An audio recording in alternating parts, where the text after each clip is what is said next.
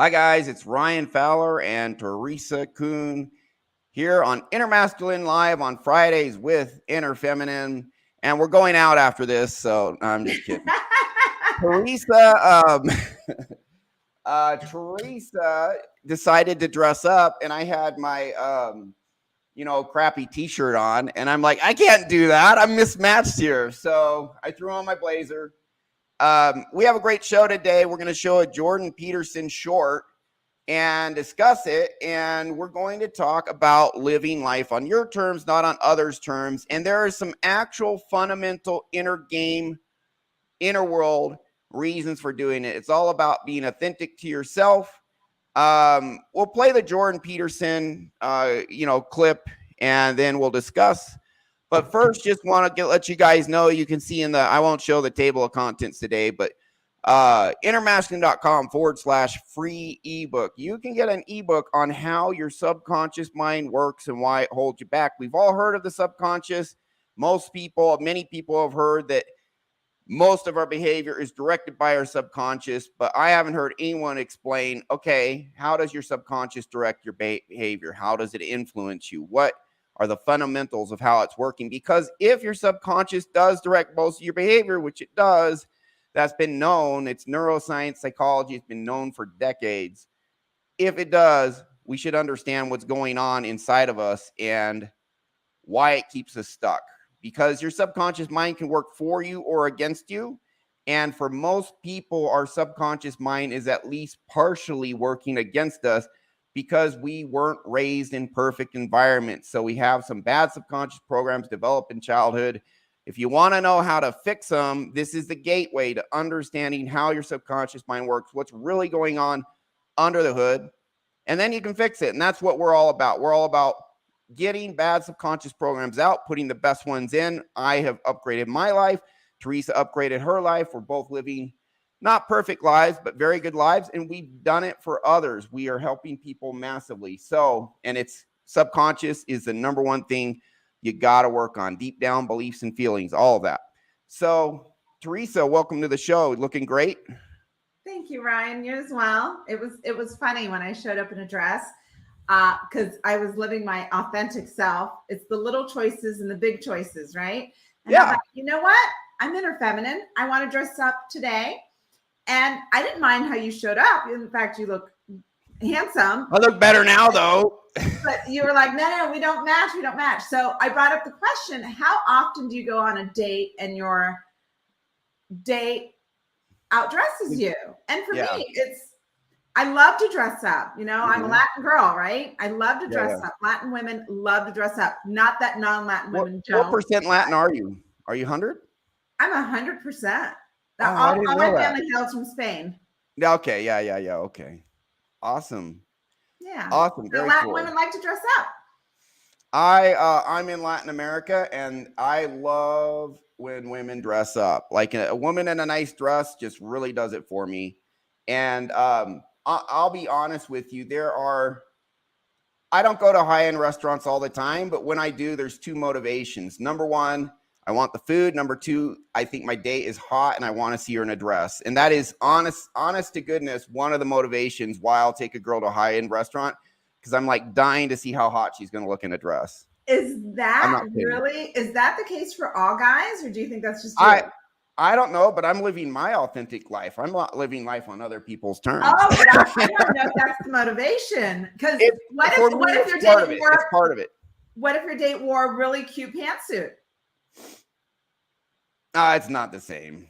Can she look good? Yeah, but pantsuit? Yeah. Or a really cute outfit with pants, right? Yeah, that happens all the time. That's cool.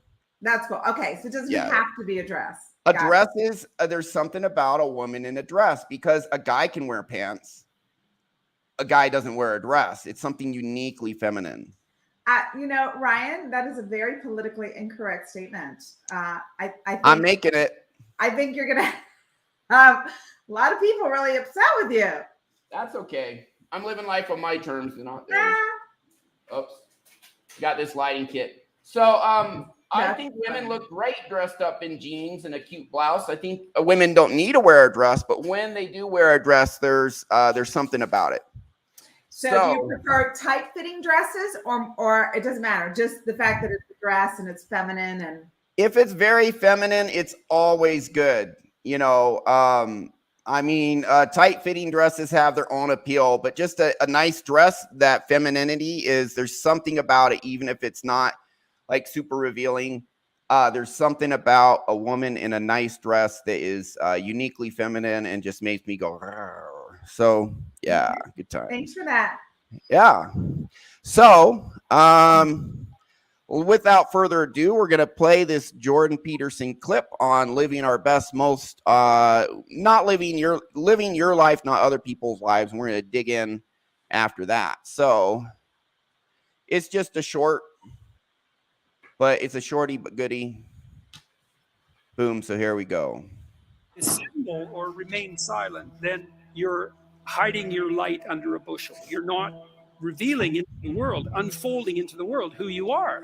And so that means you're not living, and you're going to suffer and be weak and waste yourself if you're not living by definition. And then you might say, well, how do you live? It's like, well, by being who you are. That's how you live. How could it be any other way? And you can't do that in falsehood. It's not you.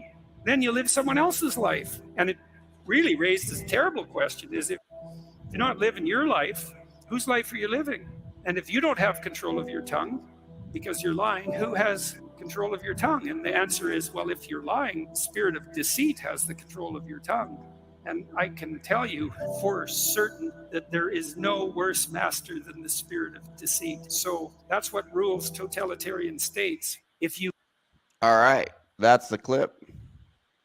Comments, Teresa, clip. I'll let you stab at it first. I love that clip. That's an amazing clip. There's so much there. And I took some quick notes. It's dense. Yeah. There's a lot to unpack there.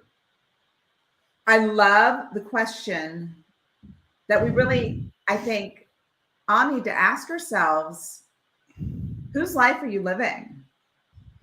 And, the work that Ryan, the system, the technology that you developed is about removing all that crap that was programmed, that overwrote who we really are, right? And as you do the work and you peel off the layers, it gets us to our true authentic self. That's why I think your work is so important. And so many people walk around lonely and depressed and anxious because they're not living their life, their true authentic self, right? And then whose life are you living if that's the case? I think so many of us are living the projection of our parents or the projections of our caregivers when we were young, our teachers, our friends, the bullies, right? As we were growing up, we took on the projections that they were spewing our way and we lost ourselves. Yeah. And the question is why? Why are we living the life we feel we should live or that others say we should live instead of the life that deep down in our core we feel we should be living or that we want to live? What's that? We're walking wounded. We haven't done the clearing. We haven't taken time to, do that healing because it's so flippin' hard. It is hard. It's tough. It takes courage to go inside and fix this stuff. It's incredibly worth it. The return on investment is astronomical. But here's my viewpoint. If you are living the life you think you should live or what's right instead of the life that deep down you really want, toxic shame is the motivation for that. Does that make sense? I can explain further. I think you should. And yes, I knew you'd have the take very a toxic shame angle. The technical label. I'm more global, but you're technical. So dig right in. Okay, so toxic shame is feeling deep down you're not good enough. The real you is not good enough. And this is what leads people react to their toxic shame differently. I just did a show on toxic shame yesterday. Brene Brown, who has wrote 6 New York Times #1 bestsellers. She's a a research professor at the University of Houston. I think also at Austin. She has all these in chairs and endowments. For the last 20 years, she studied courage, vulnerability, shame, and empathy. That's been her core areas. And I tell people 90% have toxic shame. She says 100%, which I found surprising, but maybe it's true. You know, I actually think I told people I got rid of all my toxic shame. I think I've gotten rid of about 99%. I think there's still 1% there. It's very rare it surfaces, but it's still there a tiny, tiny bit. But with my upbringing, having manic depression, all of this, I was raised in an environment where it's like my parents didn't care about what I really thought or felt. They literally didn't care. It was all about do this, this, check off all these boxes regardless, period. You got to do it. And it was like a straitjacket, you know, be a good little boy, do all of these things. And the message I got was what I thought didn't matter. What I felt doesn't matter. Who I really am doesn't matter. I'm supposed to be this over here. Unfortunately, here's the real me. Here's all my true thoughts, wants, feelings, identity. And then here's what I'm supposed to be. And that was a really core fundamental aspect of why I had very severe manic depression, mostly depression, some manias for sure.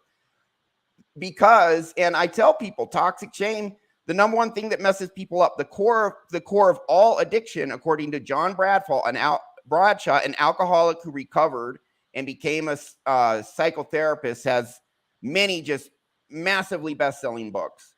Back in 1988, wrote the book Healing the Shame That Binds You, and talks about how toxic shame is the core of all addiction. Well, what I learned when I healed is all these parts of me that I was ashamed of, that I thought were bad, like the real me. I thought the real me was bad. When I healed, I learned that the real me is the best part of me. And if you are living a life that is not true to who you are, it's because you think who you are is not acceptable. End of story, period. Would you agree, or would you maybe augment that or say something different? No, I think you hit the nail on the head. John Bradshaw, when I was 16 and I got my driver's license, first thing I did was go to the bookstore, personal development section.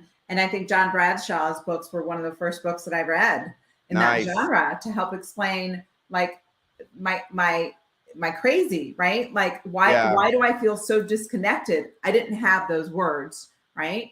But John Bradshaw was leading, you know, his stuff was like pushing the envelope. Oh yeah. Family dysfunction, and he was all about toxic shame. The roles that we play, right, in a family. Bradshaw and the Family, awesome book, awesome. Everyone should read it. Right, and when we're playing a role, guess what? You're not playing the role of you authentic self. The family structure doesn't allow for you to show up as you.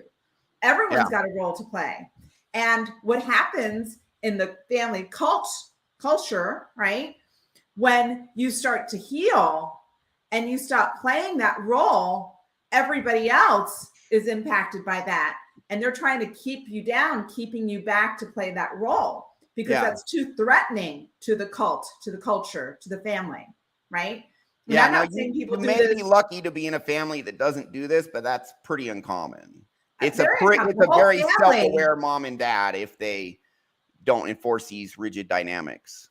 The whole family would have to be, you know, evolving and aware and working through it together. Yeah. And it's not that the family or the culture is bad. They're not being bad. They're not being evil. It's survival. Yeah, they're trying to function as a system, but inherently, unless they're very enlightened, there's inherently going to be some dysfunction there.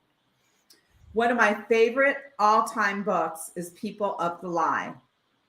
People of the Lie? People of the Lie. Anybody on this personal development journey really should consider reading John Bradshaw's books. They are. And actually, you know what? Scott Peck, I think, is People of the Lie, not Bradshaw. And that's Scott Peck. That's not a Bradshaw book. Yeah. Yeah. Bradshaw on the Family and Healing the Shame That Binds You should be required reading for everyone, because everyone's going to have some toxic shame. And everyone grew up in a family that had some level of functionality. Now, some families are way more functional than dysfunctional, but there's always going to be something there you need to be aware of. Yeah. So, I like Jordan's clip because he points out if you're living life on other people's terms and not your life, there is a level of deceit there. You have to play a role that's not you, which involves deceit, because you're presenting yourself to the world and people think you're being yourself, but you're deceiving them. You're being something else. Would you agree? To be accepted. Absolutely. And he says the spirit of deceit is the worst master. You know, why do people trust certain people and distrust others? You know, you meet someone and you know something about them might be a little off, right? Or something about them feels grounded, feels authentic, feels real, right? We tend to trust the people who feel more authentic. They don't have that spirit of deceit. They're congruent. Isn't that ironic? People are playing a role to be accepted, but ironically, it's the people who have innate confidence, who are truly authentically, and to some degree, don't give a crap if other people don't like them being their true authentic selves. Those are the leaders. Those are the people who have a magnetic personality to some degree. Would you agree? Are narcissists, right? Because well, narcissists actually are presenting a false selves, but they're very good at mimicking confidence. But with that said, if you are a person with some experience and you don't have your own like you've up leveled, like I can spot narcissists pretty easily. I just get a vibe. And I've literally had a girl I went on a date with, and first time I looked at her, like looked in her eyes, because we met online, and then first second I just looked in her eyes, I'm like, oh shit, this chick's a psych. She's psycho. She's sociopath or something. And then I thought, this was several years ago, and I thought to myself, you know what? That's really judgmental. I shouldn't make that judgment. So, I just played it cool. And we went boating. This was in Utah, and we went out on the lake and, wakeboard and everything. I just, I was having fun, but I was also, observing her, observing everyone. And just red flag after red flag after. It's like, wow, my first time I looked in her eyes, I was like, sociopath, and she is proving it out, and it's crazy. But, our subconscious mind picks up on all sorts of stuff. It literally has 1,000 times more processing power than our conscious mind, and it can give us gut feelings. And there have been several times where I've met someone, and like within the first few minutes or less, I'm like, there is something off. They're a narcissist or something. And then I tell myself I shouldn't judge. And then I get to know them, over weeks or months or whatever. And their behavior just totally plays out in accordance with my gut instinct. So I think one of the greatest things about going inward and healing yourself, it creates such a connection to your inner world. Your inner world starts this subconscious mind that process, like our subconscious mind will notice other people's heart rate. It will notice other people's breathing patterns. It will notice the dilation of their pupils and just all sorts of things our conscious mind won't pick up on. And if you're really connected to your core, it can act as a powerful guide to like help you avoid danger and help you avoid people who are like that. But I didn't get this level of awareness until I really went inward and started really connecting to my core.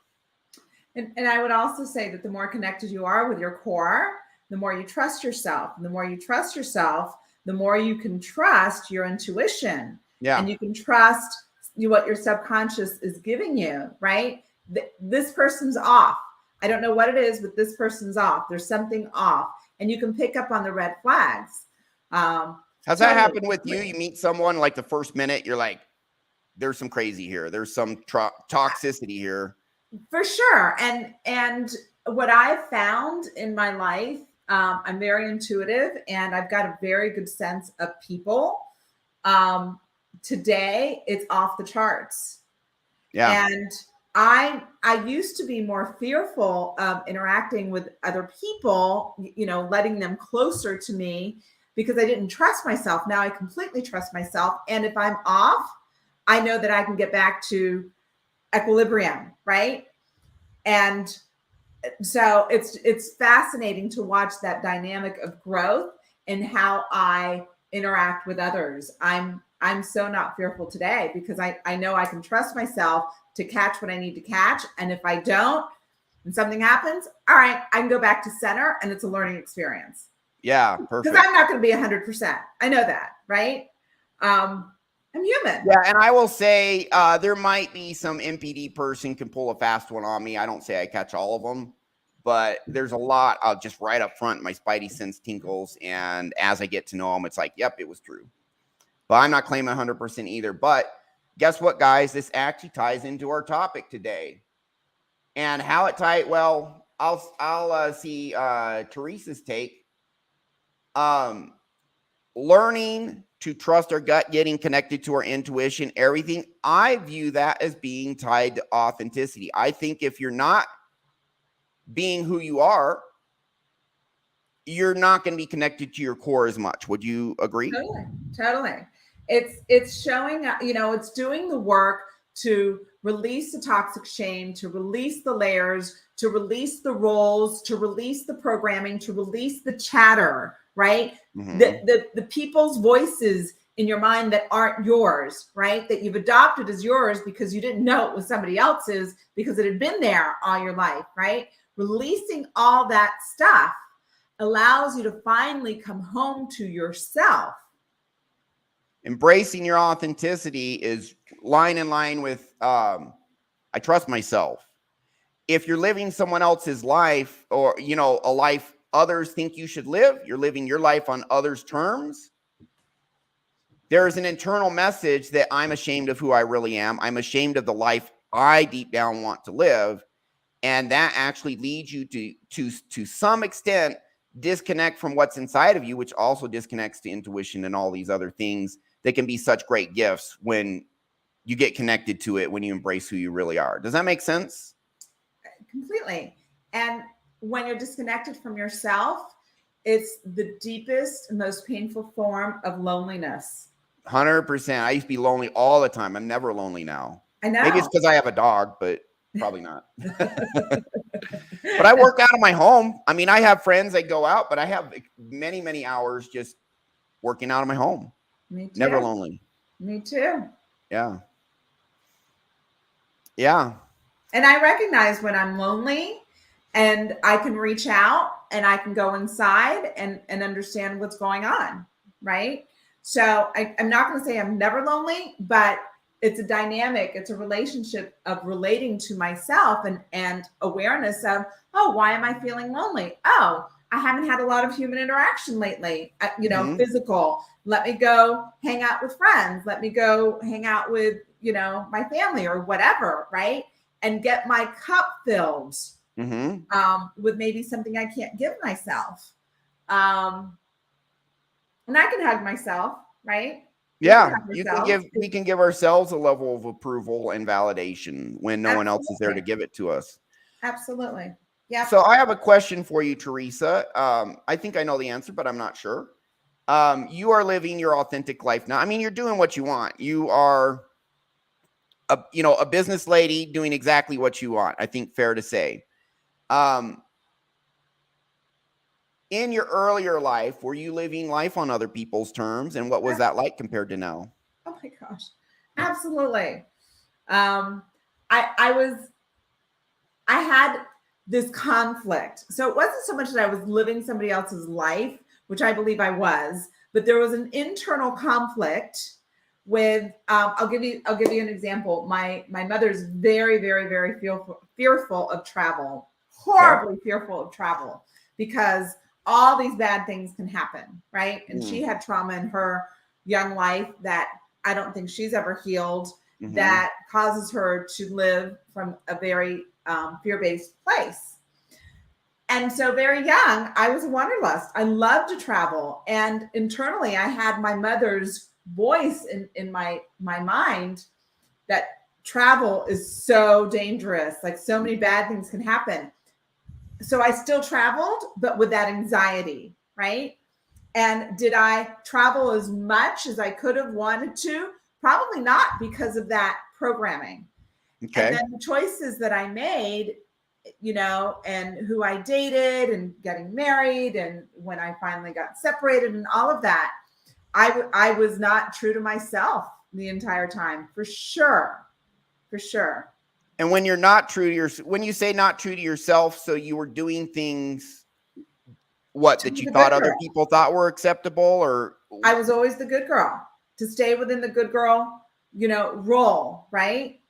Staying married because it's the right thing to do, because I made the commitment, because I'm honorable. All those things are true. And at some point when it stops working after decades, do I stay to fulfill somebody else's role of me being the good girl and, me taking care of other people and what their expectation of the role I need to play is? Or do I choose myself?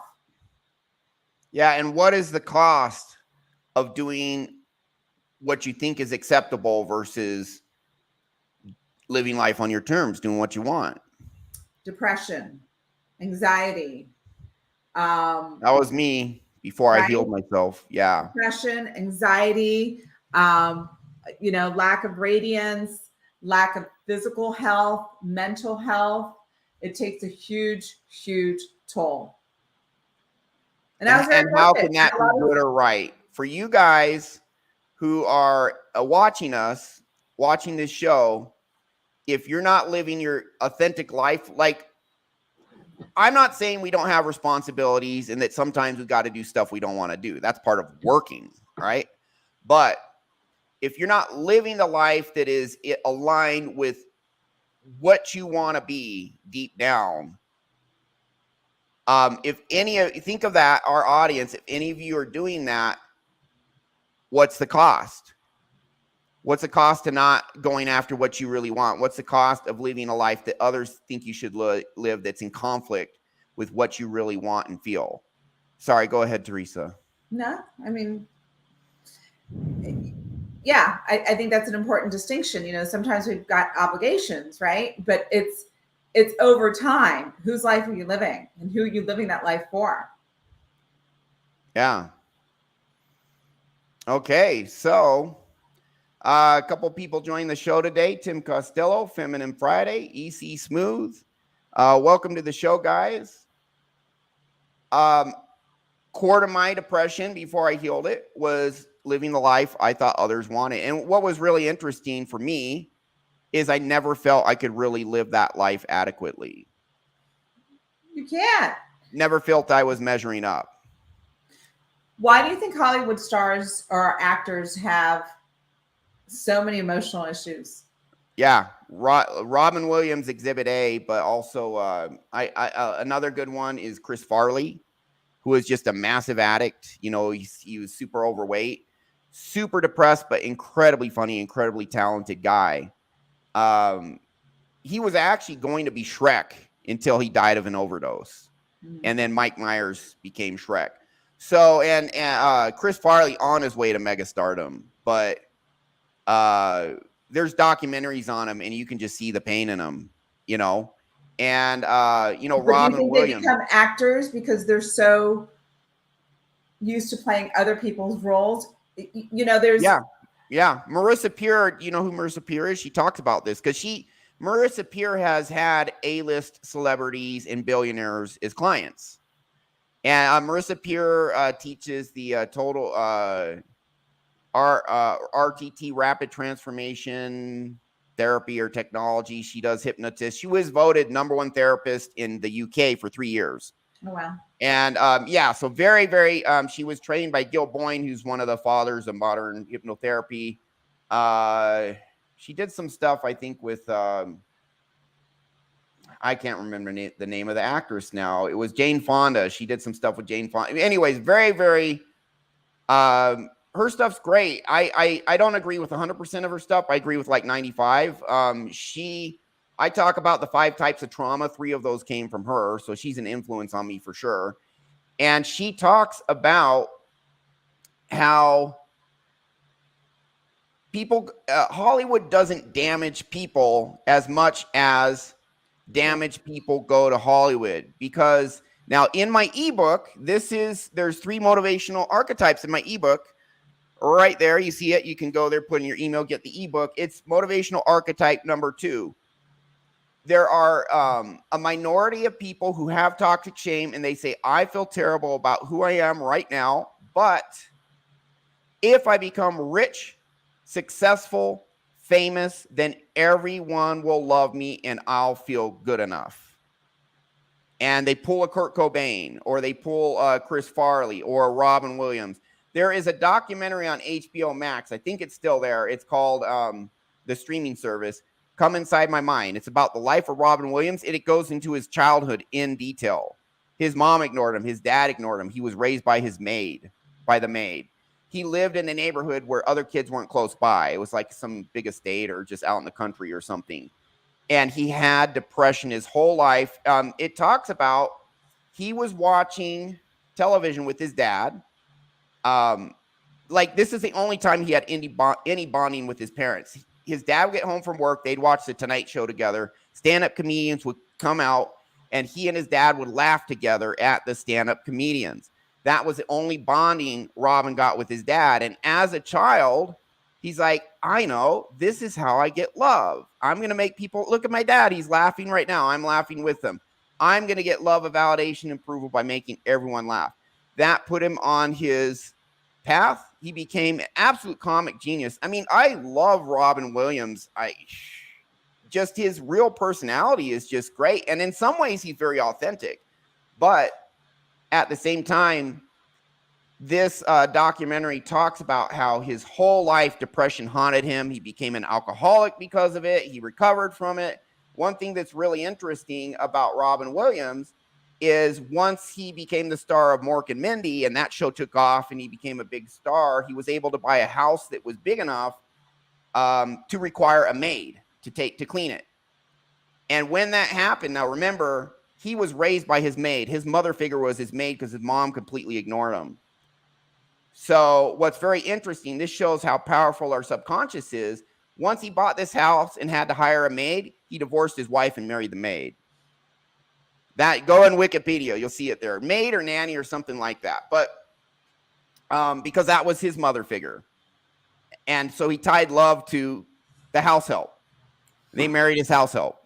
You know, but and he ended up eventually killing himself. And some people say, well, it was a medication that made him do that, you know, et cetera, et cetera. But you watch this documentary, he had trauma his whole life, all the success, everyone laughing at him, not at him in a bad way, at a good way, because he is a comic genius. Everyone loved Robin Williams. He got an Oscar. I think Good Will Hunting, which is an amazing movie. Everyone should watch that movie. Good Will Hunting, he got an Oscar for it. So he hit the jackpot of all this love success. Didn't matter. Still depressed. So getting all this fame and success to be good enough, or doing what you think other people, living your life on other people's terms, it ultimately does nothing to make you feel better. But that's why people do it. They're trying to get accepted so that they will feel good enough, and it doesn't work.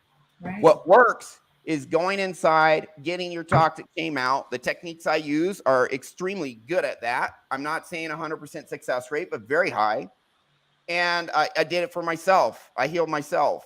You've done inner work to heal yourself too, your trauma from your upbringing. And the answer is to go inside, heal that, and learn that the real you is the best part of you, that you are good enough, that you are worthy, that you matter, and therefore what you want matters. If what you want doesn't matter, if your feelings, your thoughts, your opinions, your desires don't matter, then you don't matter. If you believe that. When you embrace that, what you want. Now, another thing, these people, you may say, well, they want to become famous and they want to become rich. So why not let them just do that? Well, okay, they can do whatever they want. But they really didn't want to be famous and rich. They wanted to get famous and rich to feel good enough. And it didn't work. Any comments on that, Teresa? Well, you know, there's this adage in personal development. People get into personal development many times to get something that they want, right? Yeah. Like, making a certain amount of money, or, being able to buy a certain type of car, live in a certain type of home. So they think, right, that it's something that they're after. It's really a feeling that they're after. What is the feeling that the car is going to give me? What is the feeling that living in this home is going to give me? What is the feeling that marrying or, having someone in your life is going to give you? So they're chasing feelings. Because I'm keeping up with the Joneses. I'm living the life everyone thinks is picture perfect. But what's that feeling? What's that feeling that's going to provide, right? Now I'm good enough. They're chasing now I'm worthy of love, thinking that the house is going to give them what they want. It's not, right? What they want is to feel a certain way. Yep. And the work helps get to a point where you stop feeling the bad feelings and start feeling the good feelings. And I want to say something for those that didn't have a traumatic childhood. There's some that survived childhood, actually thrived in childhood, and don't carry any of those burdens. Life has a way of, I don't know too many people who get out of life unscathed, right? Yeah. Living. I think everyone has at least a little trauma, but there's some where it's like 95% of the inner world is pretty good, Right. Yeah. A small portion of people, but they're there. I've met them. And with all the work that I will speak for myself that I've done, and when I say, the trauma that I had in my childhood, I'm not blaming my parents or anything. It was the circumstance. I took responsibility to heal myself. But today, as great as I feel and I am, I'm still leveling up. I'm still working with professionals to level up, to get to the next level, a level of awareness that I have on certain things. Hey, this is great, but this isn't really what I want. How do I get to the next level? All right, I need to be thinking different, and who can help me get there and support me to think different? So there's always, for me, another level that I want. What is it in you that makes you want to get to the next level? I'm sorry? What is it that makes you want to go to the next level? I think there's a part of me that knows I can live a more spectacular life. Yeah. And I'm worthy. Why not? Yeah. I would say the reason I strive to be better is we have to do something with our lives. We got to do something with our time. I feel better striving for excellence than sitting in front of the TV, playing video games, getting drunk and whacking off all day. Thanks for the visual. Yeah, you're welcome. Don't visualize that. But it's not fulfilling.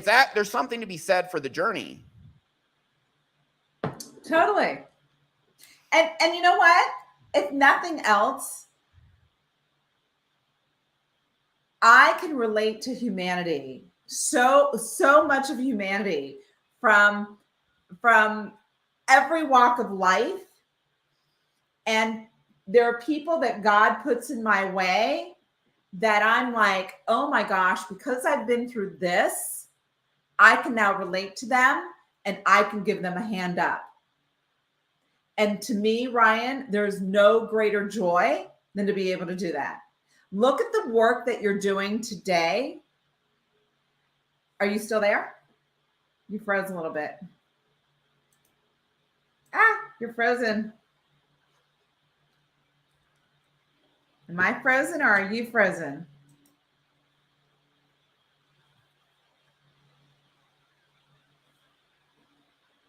Hello?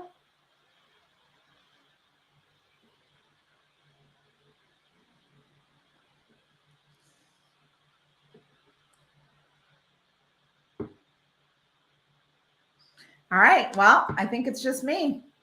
I'm sure Ryan will be joining us in a moment. But, well, I'll wait for Ryan for that part of the conversation. But just the work that I've done that's enabled me to help others, if nothing else, it's tremendous. So Ryan's power has gone out. So this is a little unusual, but I'll go ahead and say what I was going to say about Ryan. You know, Ryan's background, childhood, all the depression, all the anxiety, all the lonely nights, all of those days when they were just tough to get through. Him choosing himself and choosing the path of healing, look at what it's been able to provide for so many others. Look at the impact that he's been able to have for so many others. And I think that's, and I know for Ryan, this is his life's purpose now. And he is on fire to provide so much for others. Ryan's got no internet and he's got no power. So I'm going to go ahead and sign off early. This is Inner Masculine. I am Inner Feminine, Teresa Kuhn. And it's been a pleasure. And I will see you guys next week. Bye for now.